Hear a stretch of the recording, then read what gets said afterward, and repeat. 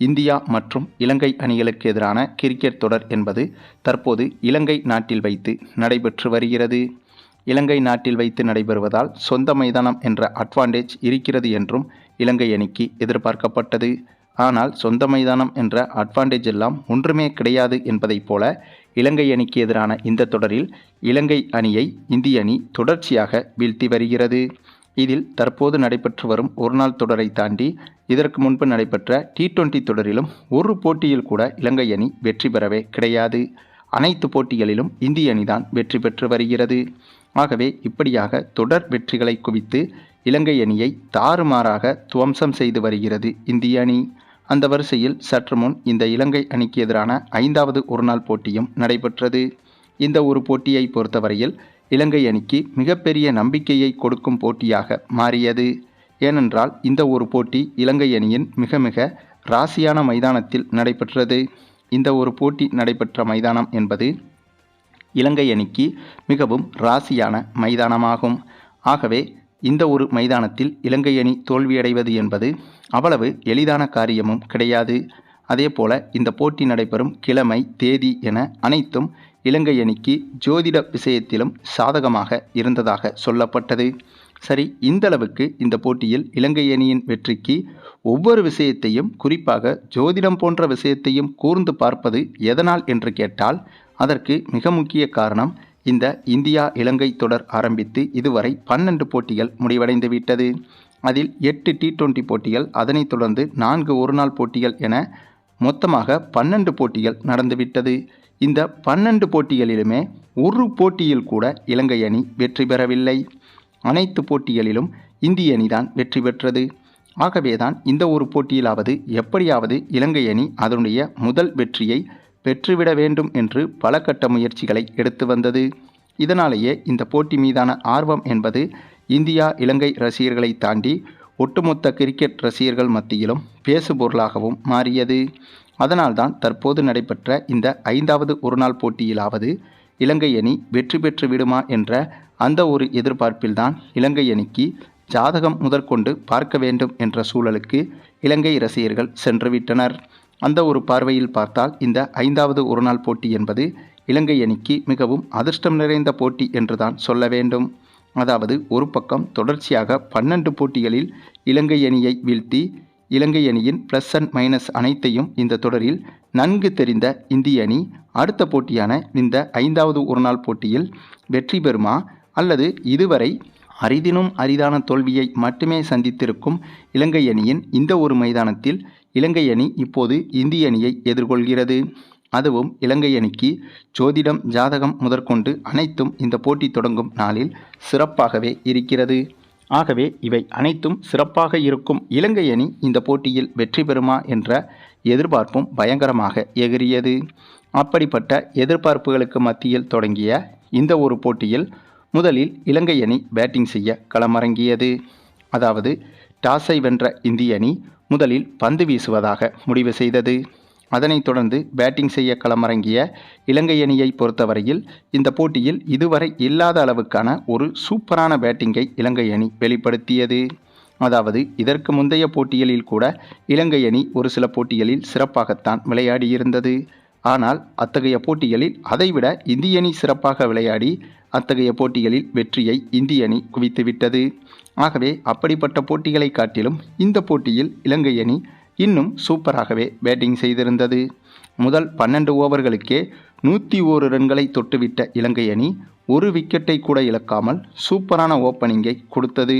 இதனால் இந்த போட்டியில் மிகப்பெரிய அதிரடி என்பதை இலங்கை அணியிடம் ரசிகர்கள் எதிர்பார்த்தது போலவே இலங்கை அணி இந்த போட்டியில் T20 போட்டியை காட்டிலும் சூப்பராக விளையாடியது. ஒவ்வொரு ஓவருக்கும் குறைந்தபட்சம் 7 ரன்கள் முதல் 10 ரன்கள் என தொடர்ச்சியாக எடுத்து வந்தது. இதன் காரணமாக ஒரு கட்டத்தில் 40 ஓவர்களுக்குள்ளாகவே இலங்கை அணி 350 ரன்களை தொட்டுவிட்டது. அதன் பிறகு கடைசி 10 ஓவரில் இலங்கை அணி இந்த போட்டியில் லேசாக சொதப்பியது. அதன் காரணமாக கடைசி 10 ஓவர்களில் வெறும் 40 ரன்கள் மட்டுமே எடுத்து அந்த 10 ஓவர்களில் மட்டும் 6 விக்கெட்டை இழந்துவிட்டது இலங்கை அணி. இதன் காரணமாக இலங்கை அணி சரியாக இந்த போட்டியில் 390 ரன்கள் என்ற அபாரமான ஸ்கோரை இந்த போட்டியில் குவித்தது.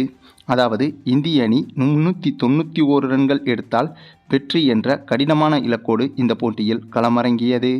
அப்படியாக களமிறங்கிய இந்திய அணியை பொறுத்தவரையில் இந்திய அணியும் ஆரம்பம் முதலே நிதானமாகவே விளையாடியது. இதற்கு முந்தைய போட்டிகளில் கூட 400, 500 ஏன் 600 ரன்களை கூட இந்திய அணி எடுத்திருக்கிறது. ஆகவே இந்த 391 ரன்கள் என்பது இந்திய அணிக்கு மிகப்பெரிய இலக்கு என்றும் சொல்ல முடியாது. ஆனால் இந்த போட்டியில் இலங்கையின் பந்து வீச்சும் சூப்பராகவே இருந்தது. அதனால் இந்த ஒரு இலக்கு என்பது இந்த போட்டியில் இந்திய அணிக்கு கொஞ்சம் கடினமாகவே மாறியது. அதிலும் இந்த போட்டியில் சுப்மன் கில், KL ராகுல், நிதிஷ்குமார் ரெட்டி உள்ளிட்டவர்கள் ஆரம்பம் முதலே சூப்பராக விளையாடி போட்டியை கடைசி வரையில் கொண்டு செல்ல உதவினார்கள். அதன் பிறகு கடைசி கட்டத்தில் இசான் கிசானும் நம்முடைய சூரியவன்சியும் ஜோடியாக பேட்டிங் செய்ய, இதனால் இந்த போட்டியில் எப்படியும் இந்திய அணி வெற்றி பெற்றுவிடும் என்றுதான் எதிர்பார்க்கப்பட்டது. ஆனால் எதிர்பாராத ஒரு சம்பவமும் அப்போது அரங்கேறியது. அது என்னன்னா, கடைசி 3 பந்தில் 28 ரன்கள் எடுத்தால்தான் வெற்றி என்ற வெற்றி பெறவே முடியாத சூழ்நிலை இந்திய அணிக்கு வந்தது. கிட்டத்தட்ட கடைசி 3 பந்துகளில் 30 ரன்கள் எடுக்க வேண்டும். அப்படிப்பட்ட சூழலிலும் நம்முடைய சூரியவன்சி பேட்டிங் செய்து போடப்பட்ட அனைத்து பந்துகளையும், அதாவது அந்த கடைசி 3 பந்துகளையும் தொடர்ச்சியாக சிக்ஸருக்கு பறக்கவிட்டார். இதில் கடைசி பந்தான 3வது பந்தை இலங்கை பவுலர் நோபாலாக வீசிவிட்டார். பின்னர் அந்த பந்தையும் சிக்ஸருக்கு அடித்தார் சூரியவன்சி. ஆனாலும் இந்திய அணியின் ஸ்கோர் 24 ரன்கள் தான் கடைசியாக இருந்தது. ஆக அந்த கடைசி 3 பந்தில் எடுக்க முடிந்தது. இதனால் 4 ரன்கள் பின்தங்கிய நிலையில்தான் இந்திய அணி இந்த போட்டியில் தோல்வியை தழுவியதாக உணரப்பட்டது. இதனால் இலங்கை ரசிகர்கள், அதாவது இலங்கை அணி வீரர்களும் இலங்கை ரசிகர்களும் வெற்றி கொண்டாட்டத்தில் ஈடுபட்டு இலங்கை அணி வீரர்கள் மைதானத்தை விட்டு வெளியேற தொடங்கினார்கள். இந்த சூழலில்தான் திடீரென நடுவர்கள் ஏதோ செய்கை காட்ட உடனே போட்டி என்பது மீண்டும் தொடங்கப்பட்டது. அதாவது 3வது நடுவர்கள் ஏதோ சோதனை செய்தனர். அந்த சோதனையில் கடைசி பந்து வீசும்போது இலங்கை ஃபீல்டர்களில் ஒருவர் 30 யார்ட் சர்க்கிளை விட்டு வெளியே நின்றிருக்கிறார் என்பது தெரிய வந்தது. அதாவது கடைசி நேரத்தில் இது போன்ற பவர் பிளே ஓவர்களில் முதல் சர்க்கிளுக்குள் ஒரு சில ஃபீல்டர்கள், அதன் பிறகு பவுண்டரி லைன் என சொல்லப்படும் 2வது சர்க்கிளுக்குள் ஒரு சில வீரர்கள் என எண்ணிக்கையில் நிற்க வேண்டும். அப்படி பார்த்தால் சரியாக கடைசி பந்தை வீசும்போது இலங்கை ஃபீல்டரில் ஒருவர் அந்த முதல் சர்க்கிளை தாண்டி 2வது சர்க்கிளில் நின்றிருக்கிறார். இதனால்தான் நடுவர் அதை கவனித்து நோபால் என்று கூறியிருக்கிறார்.